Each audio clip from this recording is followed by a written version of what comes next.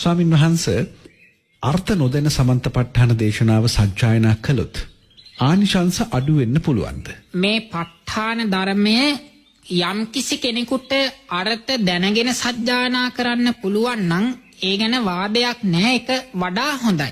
යමෙක්ට පුළුවන්කම තියෙනවා නම් මේ ප ဋ ාණේ අර්ථ දැනගන්න ඒක හොඳයි. හැබැයි මේ ප ဋ ාණ ධර්මයේ අර්ථ දැනගන්නට බෑ මූලික අභිධර්ම දැනුමක් නැති කෙනෙකුට. ප ဋ ාණ ධර්මයේ අර්ථ දැනගන්නට අඩුම ගානේ අභිධර්ම මාර්ගය කියන පොතේ දැනුමවත් තියෙන්නට ඕන. ඒ අභිධර්ම මාර්ගයේ පොතේ තියෙන දැනුම නැති කෙනෙකුට ප ဋ ාණ ධර්මයේ අර්ථ දැනගන්න පුළුවන් කමක් නැහැ. ඒ වගේම ත්‍රිපිටකය අතුරෙන් සිංහල පරිවර්තනයක් නැති එකම දේශනාව තමයි ප ဋ ාණ දේශනාව. එතකොට මේකේ අර්ථ දැනගන්නට නම් ලොකු කැපකිරීමක් තියෙන්නට ඕන.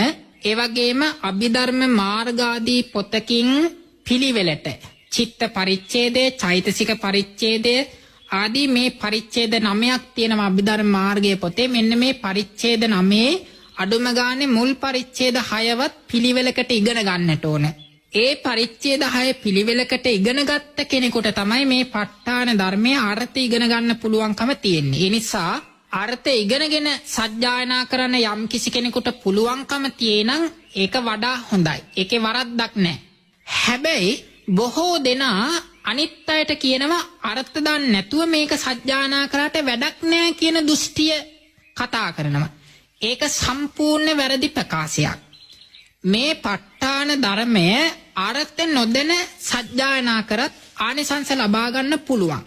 ඒකට හොඳම කතා පුවතක් තමයි අපේ ගෞතම බුද්ධ ශාසනය තුල ආභිධර්මික භික්ෂූන් වහන්සේලා අතරින් ප්‍රථම ආභිධර්මික භික්ෂූන් වහන්සේලා 500 බවට පත් උනේ සාරිපුත්ත මහරහතන් වහන්සේගේ ශිෂ්‍ය භික්ෂූන් වහන්සේලා 509.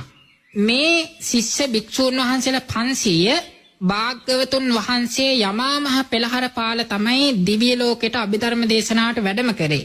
එහෙමයි. මේ යමා මහ පෙළහර පාන වෙලාවේ සවැත් නුවර කුල පුත්‍රයෝ 500ක් මේ යමක ප්‍රාතිහාර්ය දැකලා භාග්‍යවතුන් වහන්සේ කෙරෙහි චිත්තප්‍රසාදය ඇති වෙලා සාරිපුත්ත මහරහතන් වහන්සේ ළඟ මහාන උපසම්පදා වුණා. එතකොට මහාන උපසම්පදා වෙලා සාරිපුත්ත මහරහතන් වහන්සේට භාග්‍යවතුන් වහන්සේ දිනපතාම අනවතත්ත කියන විල සමීපයේදී භාග්‍යවතුන් වහන්සේ විසින් දිව්‍ය ලෝකේ දේශනා කරන ලද අභිධර්මයේ සාරිපුත්ත මහරහතන් වහන්සේට දේශනා කරා. සමහරෙක් කියනවා අභිධර්මය කියන්නේ දෙවියන්ට දේශනා කරපු එකක්, ඕක මිනිස්යන්ට නෙවෙයි දේශනා කරේ කියලා. ඒක වැරදි.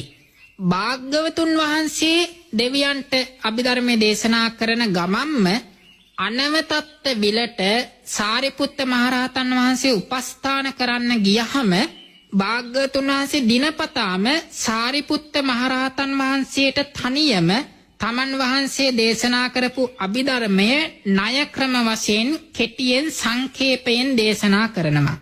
සාරිපුත්ත මහරහතන් වහන්සේ ඥානවන්තයන් අතරින් අගතැන්පත් උතුමන් වහන්සේ නිසා ඒ කෙටියෙන් දේශනා කරන ධර්මය ණය 100,000 ක්‍රමවලින් තේරුම් කරගන්නවා. එහෙම තේරුම් කරගෙන භාග්‍යවතුන් වහන්සේ සාරිපුත්ත මහරහතන් වහන්සේට අනකරා තමන් ළඟ මහාන වෙච්ච අර භික්ෂූන් වහන්සේලා 509ට මේ අභිධර්මයේ ගිහිල්ලා උගන්වන්න කියලා.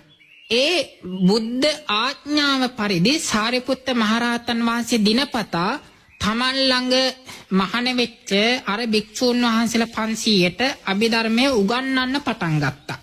එතකොට මෙන්න මේක තමයි මිනිස්යන්ට දේශනා කරපු අභිධර්මය.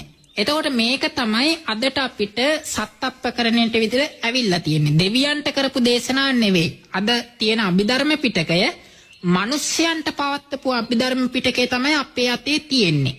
එතකොට ඒ භික්ෂුන් වහන්සේලා 500 දෙනා වස්තුම්මාසි ඉවර වෙන විට මුළු අභිධර්ම පිටකයම අර්ථ ව්‍යංජන සහිතව අධ්‍යයනය කරලා හදාරලා අවසන් කරලා භාග්‍යවතුන් වහන්සේ සංකස්සපුරයට වැඩපු වෙලාවේ යේ ඥාන පසුතා දීරා නෙක්ඛම්මෝප සමේරතා ආදී ගාථාවෙන් ධර්ම දේශනා කරන විට චතු පටිසම්භිදා සහිතව අරිහත්වයට පත් වුණා.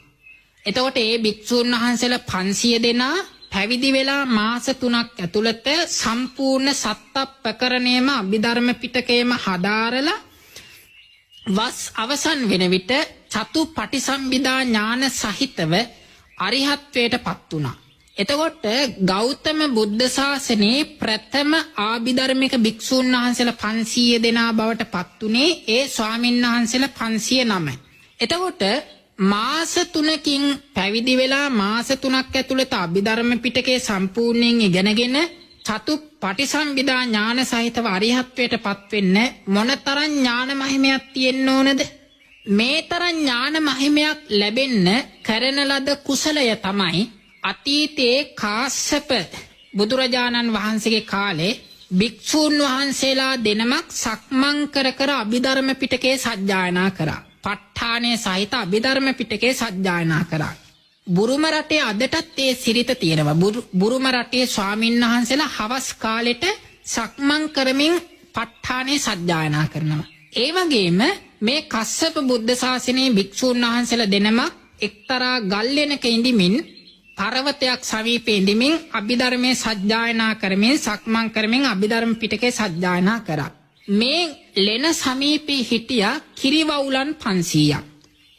මේ කිරිවවුල්ලු 500 මේ අභිධර්මයේ සජ්ජායනා කරන ස්වාමීන් වහන්සේලායි ශබ්දයේ හිත පහදවා ගත්තා. ඒ කිරිවවුලුන්ට දැනුමක් තිබුණේ මේ ස්කන්ධ, මේ ආයතන, මේ ධාතු, මේ චතුරාර්ය සත්‍ය, මේ පටිච්ච සමුප්පාද ධර්ම, මේ සතිපට්ඨාන, මේ සම්මප්පදාන එහෙම ධර්ම විභාගයක් පිළිබඳව දැනුමක් තිබුණේ ඥානයක් තිබුණේ. යටත් පිරිසෙන් මේක සම්මා සම්බුද්ධ භාසිතයක් කියලාවත් දැනුමක් තිබුණේ. හැබැයි සංසාර පුරුද්දකට අර ධර්ම සජ්ජායනා කරන හඬ අහගෙන සිත පහදවා ගත්තා.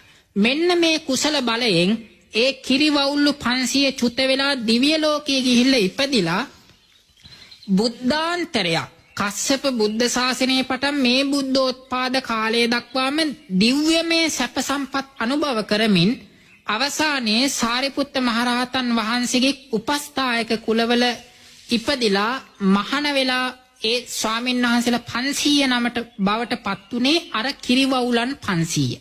එතකොට කිරිවවුලන් 500ක් වෙලා අහන ලද අභිධර්ම ශබ්දය අර්ථ දැනගෙනද නෑනේ.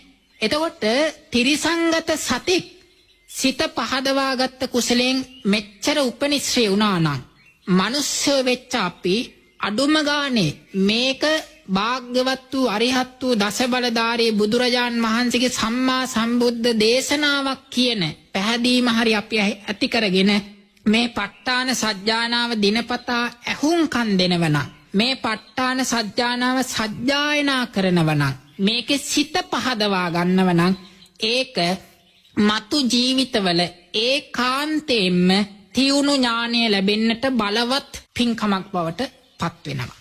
ඒ නිසා අර්ථ දැනගන්න පුළුවන් පින්වතුන් අර්ථ දැනගනිත්වා. අර්ථ නොදන්නා පින්වතුන් මේ දේශනාව පිළිබඳව සද්ධාව ඇති කරගෙන දිනපතා ඇහුම්කන් දීමට පුරුදු වෙත්වා. දිනපතා සජ්ජායනා කිරීමට පුරුදු වෙත්වා.